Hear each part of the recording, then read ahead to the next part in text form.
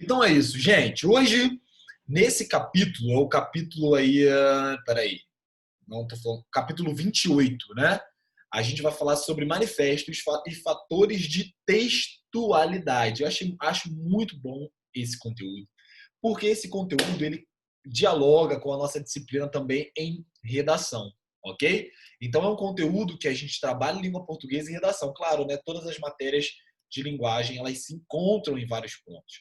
Só que esses fatores de textualidade eles são assim, uma matéria muito oportuna para esse tempo que nós estamos, né? No tempo que eu digo, para essa altura do campeonato que nós estamos, tanto em português, tanto em redação. Por quê? Lá em redação a gente está bem focado na estruturação do texto, nos propósitos de cada parágrafo e outros temas, outros subtópicos, como a melhoria do texto, a pensar melhor na ideia, nem sempre a gente tem um tempo tão dedicado para isso por conta do ano letivo que também não nos permite encaixar essas coisas. Então é ótimo ter isso aqui em português, porque isso aqui você pode ter certeza que se você pegar vai estar tanto dialogando com língua portuguesa quanto com redação, ok? Então deixa eu compartilhar minha tela aqui. Deixa eu fatores de textualidade, ok? Professor Gustavo Felizardo, do Célula 1, nossa querida e grande escola. Fatores de textualidade é o que a gente vai falar hoje, ok? Só que a nossa apostila, linda, ela coloca os fatores de textualidade falando com o manifesto, né? Manifesto é um texto dissertativo argumentativo que parece também em muitos aspectos com aquele texto que a gente está produzindo na nossa aula de redação. Vamos dar uma lida nisso aqui? Manifesto. Deixa eu só admitir aqui.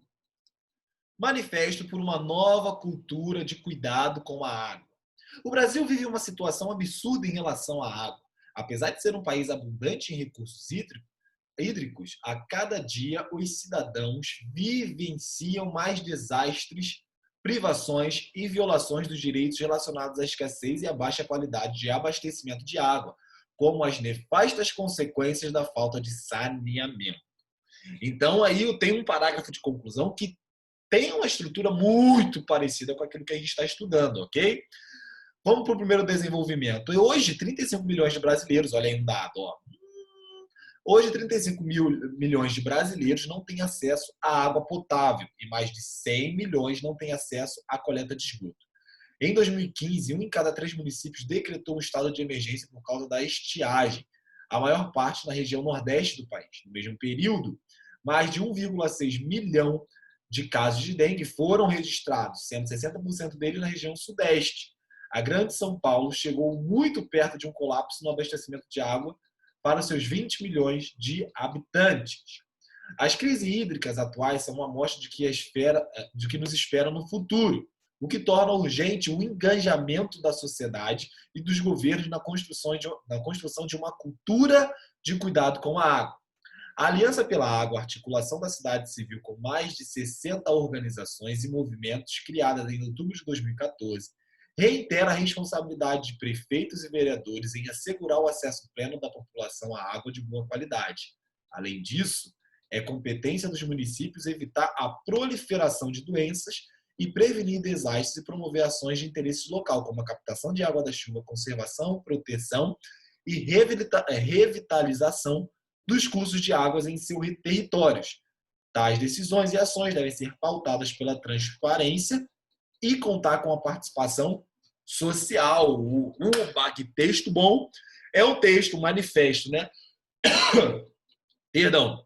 É um texto dissertativo argumentativo que parece, em muitos aspectos, com a nossa dissertação lá que a gente está aprendendo em redação.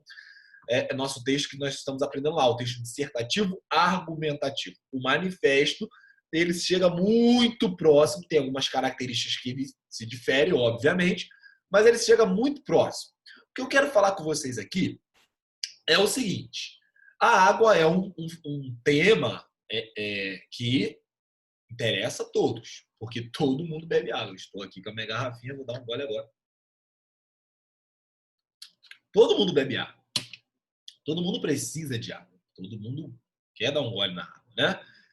Então, é uma questão de sobrevivência, né? É um texto que não é uma notícia urgente, mas que, de alguma forma, te interessa pelo fato da gente beber água. Pelo fato da gente precisar disso para a nossa sobrevivência, ok? Então, esse texto aqui não é um texto que vai atingir parte da população ou ele vai atingir parte dessa turma, ele vai interessar parte dessa turma. Estou falando que você também, nossa, adorei esse texto, meu Deus, vou imprimi-lo e colocá-lo na minha parede. Não é isso que eu estou dizendo também, mas o que eu quero dizer, ressaltar, esclarecer é que o tema, a nova cultura do cuidado com a água, é um tema que a gente precisa estar antenado, porque nos envolve. E isso torna o nosso texto um pouco mais interessante. É o que eu digo. Se você não sabe construir parágrafos, lá em redação e aqui também, né, que agora misturou tudo.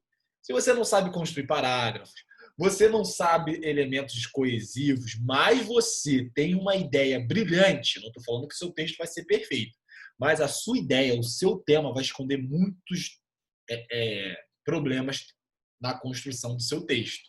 Então é interessante a gente passar por isso, é interessante a gente falar sobre isso, porque a tua ideia bem legal, o teu texto bem construído, ele vai ser, vai englobar várias ideias. E é isso que a gente quer falar hoje, tá?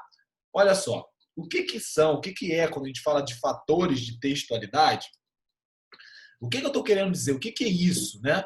Fatores de textualidade é isso aqui, é o conjunto de elementos que fazem com que o texto não seja apenas um montoado de palavras sem conexão ou lógica. Damos o nome de textualidade. Além da coesão e da coerência, elementos linguísticos, podemos identificar ainda outros 5 fatores ligados à textualidade, ao contexto de produção do texto. São eles. Então, olha só, na tua apostila aqui, eu vou pedir para a gente pular essa parte aqui que fala sobre manifesto, ok, gente? E ir para a página 269, onde tem isso aqui, ó, Estudo da língua, fatores de textualidade, tá bom? Onde tem essa foto aqui do tijolo, desses tijolos aqui amontoados, tá? Estamos juntos? Página 269.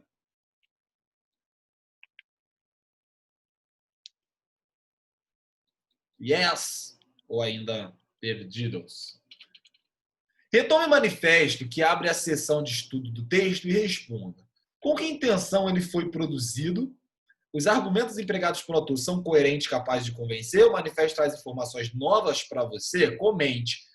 É isso que eu estava conversando com vocês antes. O manifesto, aquele manifesto, ele traz uma ideia de quê? A intenção dele foi o quê? Foi falar sobre essa importância do cuidado que a gente precisa ter com a água, né? Ou seja, o tratamento e o fornecimento de água potável no Brasil. O Brasil é um dos países com mais recursos hídricos. O que é isso?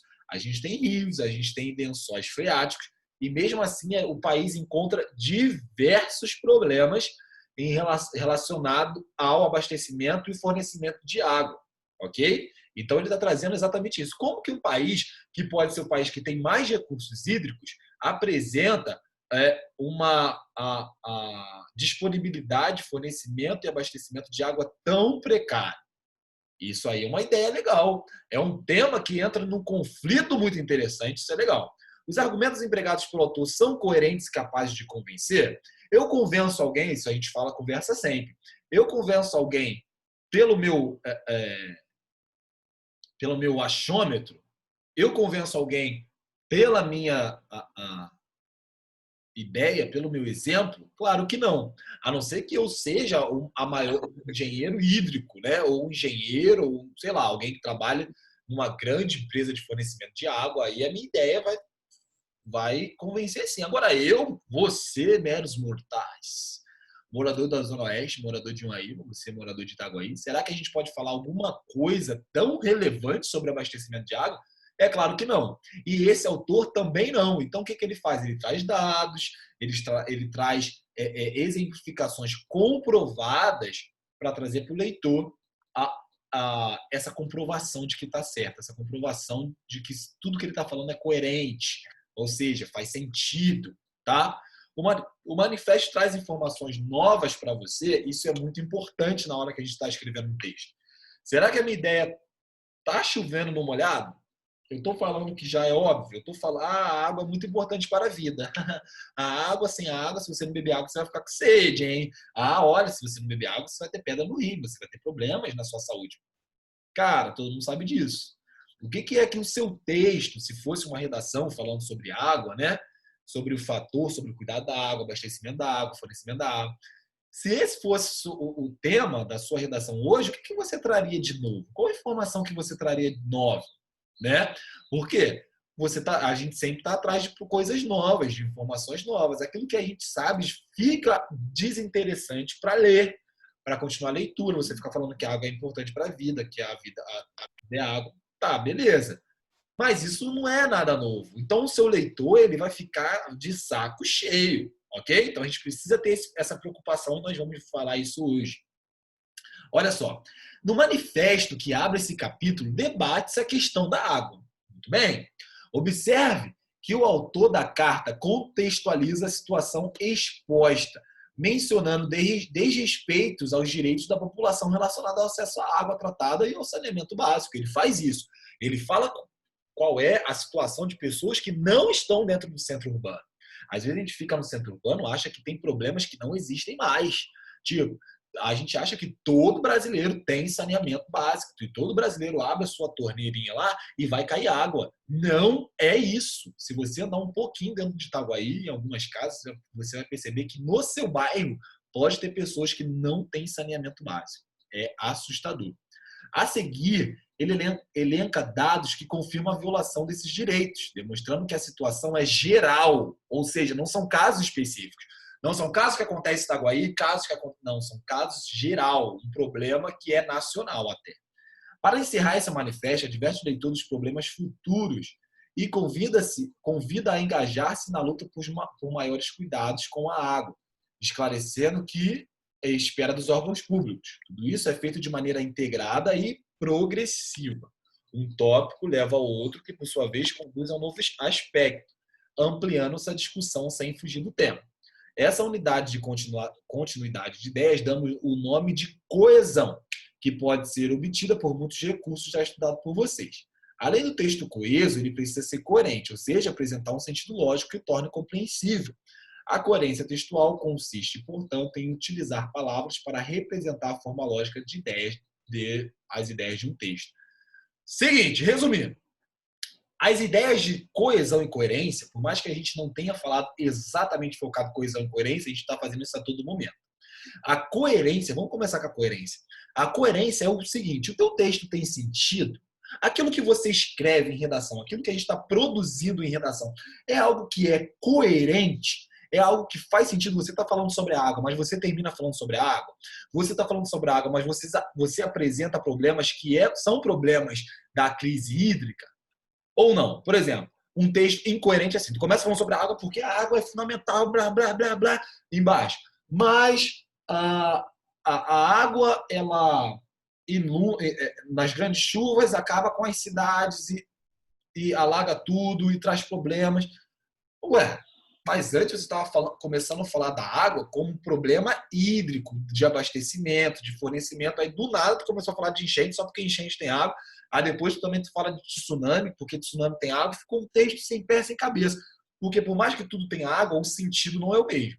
Agora, quando você começa um texto como esse manifesto, falando sobre a água, falando sobre os problemas sociais que essa falta da água traz, essa falta de planejamento público traz, e vai elencando tudo bonitinho, é um texto que tem sentido. Sentido, a gente fala de coerência. E o que é coesão?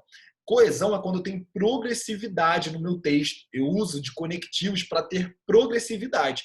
É o que a gente faz lá na redação. A gente coloca a introdução com os nossos argumentos e depois nos desenvolvimentos, o que a gente faz? A gente amplia os argumentos que nós já conversamos na introdução. Então, o meu texto tem uma progressividade. Depois, no segundo desenvolvimento, eu vou falar sobre o argumento 2. Olha aí, ele está crescendo. As ideias estão evoluindo. Eu estou apresentando coisas novas. Eu estou fundamentando aquelas coisas novas. Eu estou cumprindo com o meu papel de escritor, que é trazer uma informação coerente para o meu leitor. Isso é a coesão, a progressividade, que a gente também está fazendo muito bem. Ok? E aí, continua. Ao conjunto de elementos que fazem com que o texto não seja um amontoado de palavras, sem coesão, sem conexão ou lógica, damos o nome de textualidade. Então, o nosso texto, acima de tudo, ele tem que ter conexão, que é a mesma coisa que coesão, e ele precisa ter lógica, que é a mesma coisa que coerência. E, além disso, a gente tem outras coisas. Além da coesão e coerência, elementos linguísticos que podem identificar ainda outros 5 fatores ligados à textualidade e ao contexto da produção. São eles, olha só, nossos amigos, os fatores de textualidade.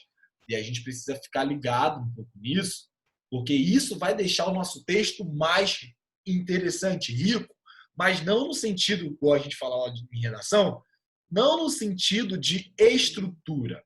Aqui a gente está pensando mesmo na qualidade das nossas ideias, na qualidade daquilo que está escrito. Tá? Então, o primeiro fator de textualidade é aí a intencionalidade. Depois, a gente encontra a aceitabilidade, a informatividade, a intertextualidade e a situacionalidade. Então, o nosso... Ai, professor, poxa, será que toda vez que eu estiver escrevendo um texto, eu vou ter que pegar esses 5 pontos e ver se está ok? Ok, a intencionalidade está ok, a aceitabilidade está ok, a informatividade está ok, a intertextualidade está ok, a situacionalidade está ok ou não? Será que eu preciso? É mais regra para eu decorar? Ah, caraca, já tem tanta coisa para eu lembrar. Calma. A gente, meio que sem intenção, a gente já faz algumas coisas desses aqui, principalmente a intencionalidade, tá? E a aceitabilidade. A gente pensa no que vai escrever antes, né? E a gente já está automaticamente pensando nesses dois aqui. É aquele negócio assim, você sempre fez, mas você nunca soube que fazia. Já aconteceu isso com vocês? Acontece uma vez comigo. Caraca, tu tá estudando alguma coisa, tu sempre fez aquela coisa, e aí tu tá estudando, e aí tu fala assim, caraca, eu já fazia isso, eu só não sabia o nome disso. Então, hoje, nessa matéria, é mais ou menos isso. A gente faz, só que a gente não sabia que fazia. A primeira de todas elas, a intencionalidade, a gente vê, né, que é um substantivo que derivou, né, a gente tem aí uma derivação da palavra intenção. Então, quando a gente tem uma intenção, é a mesma coisa da gente, antes de conhecer o que realmente significa. Né? O que significa uma intencionalidade, uma intenção? É quando eu quero ter um propósito em alguma coisa. É quando eu penso em alguma coisa, é quando eu tenho uma finalidade em alguma coisa. Então, se a gente está falando de linguística textual, se a gente está falando de algo que a textualidade apresenta, a gente está falando de quê? Esse fator se relaciona às intenções do autor no momento da produção do texto oral ou escrito. É preciso levar em conta quais foram os objetivos de quem anuncia uma mensagem para saber se suas expectativas em relação ao texto foram atingidas. Por exemplo, quando alguém diz como está escura essa sala, pode, na verdade, estar sugerindo que acenda as luzes ou se abra as cortinas, de forma que haja mais luz naquele ambiente. Ainda que a intenção do emissor não tenha sido declarada de forma explícita, ela pode ser subentendida. Então, olha só, gente. Toda vez que alguém fala alguma coisa, toda vez que alguém escreve alguma coisa, essa pessoa tem uma intenção, ok? É aquilo que eu coloquei assim, nenhum discurso é neutro. Neutro é sabonete, que é isso? Tem gente que fala assim, ah, isso aqui que eu falei não foi para atingir ninguém. Isso que eu escrevi não foi para ninguém. Claro que foi. Tudo que a gente escreve, tudo que a gente fala, a gente tem uma intenção. Cara, será que quando você joga uma indireta, por exemplo, né? Ninguém faz isso aqui, ninguém faz. Mas quando você bota a indireta lá no Twitter, tu pega o dedo e estala, escreve lá indireta. Qual é a sua intenção? A sua intenção é que a pessoa leia, né? Aí você fala assim, gente, não tem nada a ver, isso ali era letra de música. Mentira. Era você. A sua intencionalidade era justamente atingir alguém, ok? Mesma coisa quando a gente fala qualquer visão, qualquer coisa relacionada a qualquer coisa na nossa vida, ok? Toda vez que a gente abre a nossa boca ou que a gente prepara os nossos dedos para escrever alguma coisa, seja no WhatsApp, seja no Instagram, qualquer rede social, algum texto, a gente tem uma intenção. Será que a minha intenção é esclarecer? Será que a minha intenção é deixar mais confuso? A gente precisa pensar nisso, porque a intencionalidade é o primeiro aqui, ó. Como é que tá? É o primeiro fator de textualidade depois da coesão e coerência. É aquilo que eu estou querendo, aquilo que parte de mim como autor. O que eu quero falar sobre a água? Cara, eu quero falar que tem muito problema no Brasil sobre a água. Eu quero trazer para esse meu leitor que ele entenda que como um país que pode ter tanta água, tantos recursos hídricos, é um país que não abastece bem as famílias. Que loucura! Eu quero deixar o meu leitor assim confuso, eu quero deixar esse meu leitor inconformado. Então eu vou escrever de uma forma que deixe ele inconformado. Essa é a intenção daquele manifesto. O manifesto tem essa intenção. Vamos lá na apostila aqui, vamos na apostila. Intencionalidade, essa aqui a gente já leu, subentendida pelo contexto. Observe que nenhum discurso é neutro, ou seja, todo enunciado carrega em si, deixa eu citar aqui alguém, todo enunciado carrega em si uma intenção que pode ser percebida por meio de pistas deixadas pelo autor, como a escolha do vocabulário, ou seja, a escolha das palavras, o uso dos adjetivos e dos advérbios, ou forma das construções da oração. Então, como é que a gente sabe que temos aí, por exemplo, aqui na intencionalidade, uma indireta, alguém está querendo afinetar o outro, porque a gente percebe que é algo áspero, né? Por exemplo, quando a gente tem alguém, né, duas celebridades, ou principalmente dois, estamos nessa onda, né, candidatos à prefeitura, e um fica alfinetando o outro. Por exemplo, esse prefeito é diferente de tudo. Diferente de tudo o quê? Esse cara está querendo dizer que ele é diferente do atual que está lá, né? É isso que ele quer dizer. Ou então qualquer outra situação de intencionalidade, né? Eu falo muito do Twitter, porque eu tenho Twitter e eu vejo muitas coisas assim que eu falo, essa pessoa aqui está querendo jogar algum papo para outra pessoa, está querendo falar isso para outra pessoa, né? Isso aqui tá estranho. Quando você entende um pouco o contexto, então, você percebe como existem marcas que a gente pesca as coisas, né? Tem gente que fala assim, eu pesco tudo, nada fica escondido. Na verdade, você não é nenhum tipo de sensitivo, ou de mágico, de mago. Você é, na verdade, uma pessoa que é bom de linguagens, né? Você consegue ler, interpretar, perceber que um fator de textualidade, que é a intencionalidade daquela pessoa, ou a sua intencionalidade mesmo, você percebe, caraca, olha, eu sou sinistro. Eu tô ligado nisso. Beleza? Então esse é o fator. Então pensa só, eu tenho uma mensagem e essa mensagem vai ser passada. Isso é intencionalidade. Parte da primeira pessoa, parte da pessoa que está escrevendo para o seu público-alvo. Aí a gente tem a aceitabilidade. O que é aceitabilidade? Primeiro eu tenho que saber quem eu estou escrevendo. Eu estou escrevendo esse texto para quem? É um texto mais geral? É um texto que eu vou falar para jovens? É um texto que eu vou falar para adolescentes? É um texto que eu vou falar para quem? Eu preciso saber essa minha aceitabilidade. Porque dependendo do que, para quem eu escrevo, eu tenho que falar algumas coisas e evitar outras, né? Se eu estou falando, por exemplo, para pessoas mais velhas, eu tenho que usar um vocabulário diferenciado. Eu não posso sair com a linguagem da internet ou a linguagem da juventude para uma pessoa que é um pouco mais velha, que ela vai ficar um pouco perdida. Então, na aceitabilidade, destaca-se a capacidade de predisposição de recepção do receptor em cooperar com a produção do sentido do texto. Ou seja, para quem eu estou escrevendo, né? Essa pessoa vai cooperar em me entender? Seja isso na escrita ou na oralidade, né? Já viu aquela pessoa que quando você está conversando, ela não quer te entender? Ela está fazendo de tudo para sair como desentendida? Ela faz de tudo para não sei lá, para não te entender, para te contrariar. Isso aí é proposital. Tem gente que faz isso de propósito. Eu não quero te aceitar. Eu já entendi o que você falou, eu entendi a tua ideia, mas eu não quero aceitar e eu vou te confrontar. Beleza? Muitas vezes o receptor não se esforça em compreender ou não quer acatar. Isso aqui acontece muito. A pessoa não quer acatar as intenções do emissor. Nesses casos, dizemos que o enunciado não apresenta aceitabilidade. Então, gente, a gente quando está escrevendo, olha, eu botei esse exemplo aqui, né? Qual a sua fantasia? E aí tem alguém no carnaval, a gente está vendo aqui que é o carnaval, uma mulher, né? Uma passista aí está perguntando qual é a sua fantasia? E aí ele responde, ele responde assim, um bom emprego, uma casa e uma boa escola. Aí a mulher fala, eu não estou me referindo ao carnaval. Ele achou que ela estava perguntando sobre uma fantasia, um sonho, um desejo, mas não era isso. A situação, a gente percebe que a situação é uma situação carnavalesca e a pessoa toda fantasiada está perguntando assim, ué, qual é a tua fantasia? Que fantasia é essa aí que eu não pesquei? Vai que é uma fantasia diferenciada, um personagem no filme, ela perguntou.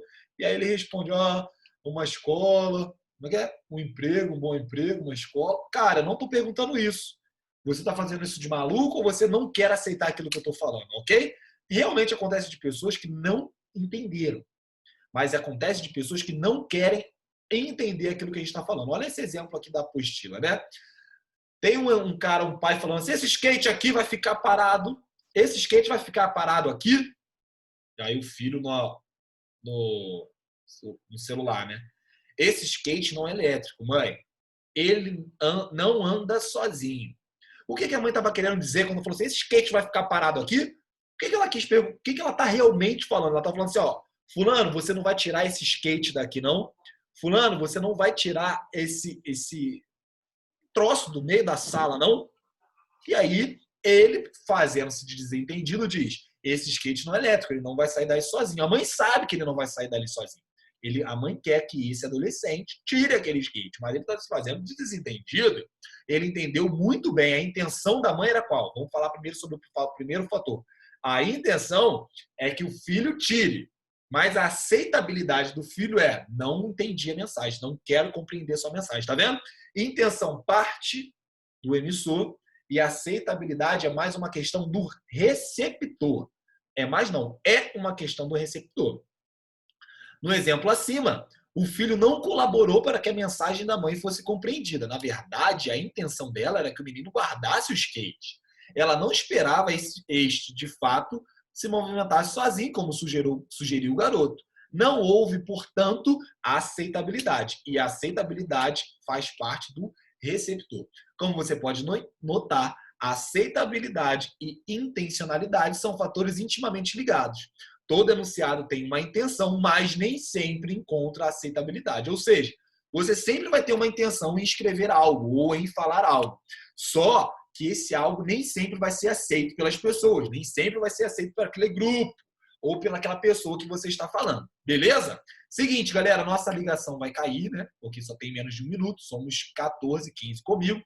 Eu vou colocar o novo link lá só para comentar os outros dois e a gente encerra a aula. Vou deixar a atividade de encerrar a aula. Tá bom? Então pega o novo link lá no Classroom, por favor. Estou esperando vocês lá. Um abraço!